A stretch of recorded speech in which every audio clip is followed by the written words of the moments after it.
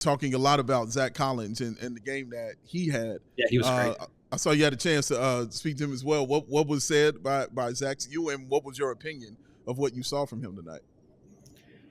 Yeah, I mean, let's just start with the game. Like he was outstanding. I thought he was a really good screener for Giddey. Like they had a really good 2-man game going where Giddey was able to get into the paint. Giddey's done a really good job, I think, of just like getting all the way to the rim and just like putting his head down and really attacking the basket and not just attacking kind of like the center of the paint where he would, pull up for those like floaters. Like I don't think those are particularly good shots. Billy mentioned that as well post game.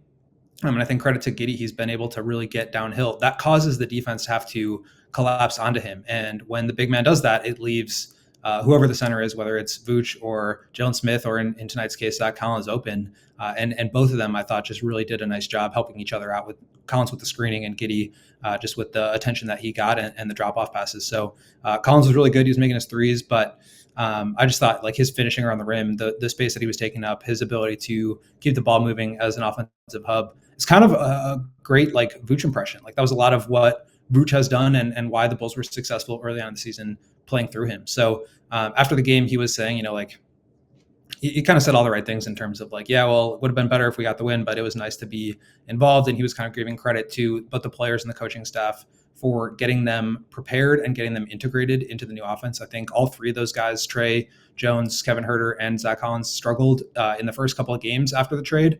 But since the deadline, all three of them have been really productive. Huerter's shooting incredibly well. Trey Jones was hot tonight, just getting steals and out in transition. So, maybe they're contributing to the 9 or 10 good players that the Bulls have here. But they've been like seriously really, really solid. Was that comment intentional? I think so. Absolutely. Absolutely. So they have good depth. We talked about this the other day. Like I know it's like fun depth. to meme them, but like they legitimately do have good depth. 9 or 10 Trey solid Jones guys. is a backup. Trey Jones is like a high-end backup point guard. He's their third string. Like they have good depth. Maybe.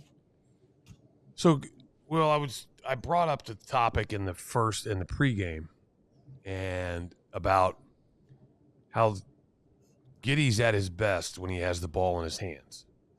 Okay.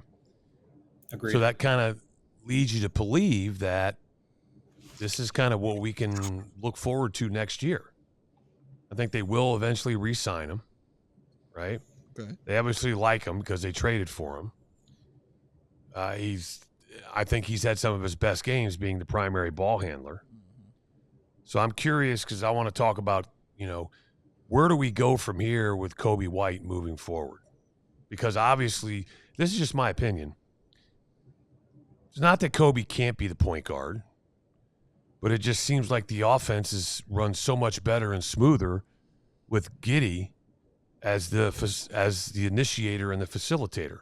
So what does that do for, in my opinion, in your opinion, moving forward?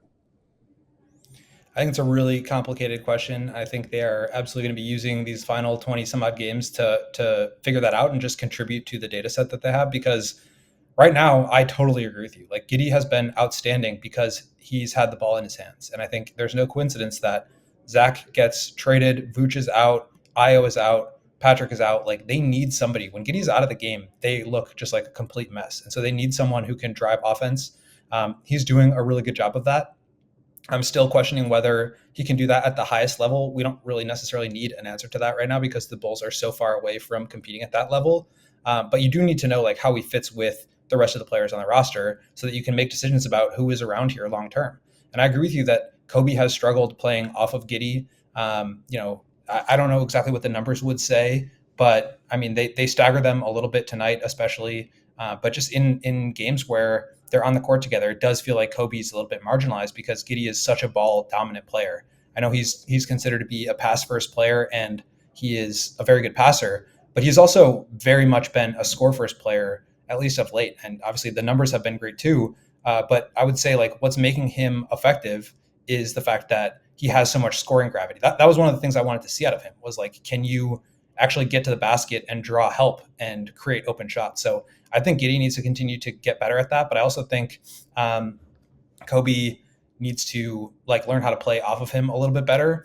I think that's been a bit of a challenge. He's talked about that with several reporters this year, so I don't think it's like unfair to say. But I do wonder long-term how they fit, especially when you factor in the defensive end. I mean, can you have a backcourt on a good team with subpar defensive players? And I think Coby has taken real strides on the defensive end.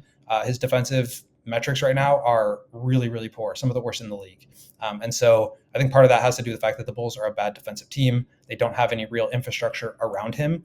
But when you're talking about building around Giddey, that's part of the calculus too, is that you're not going to have good defensive infrastructure around them. So these are the questions that AK is going to have to answer over the summer. I do think it's a bit of a clunky fit. I would not be the one that wants to tell Coby White, sorry, man, you've got to come off the bench and be our sixth man. So maybe one of them is not like long-term they're not gonna be able to coexist long-term. But you also just can't get rid of guys because, they don't necessarily fit. Like they do, I think at a certain point still need to be accumulating talent and figuring out what to do with it. So again, I think that's what these next 20 some odd games are going to be about.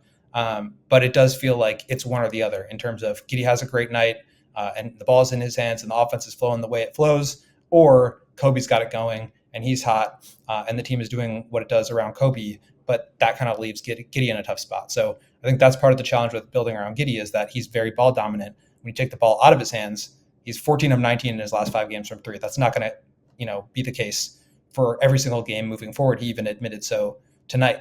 And so how do you build around a team if he's off the ball? And I think, again, those are the questions that AK is going to have to answer. We all silly like the mayor.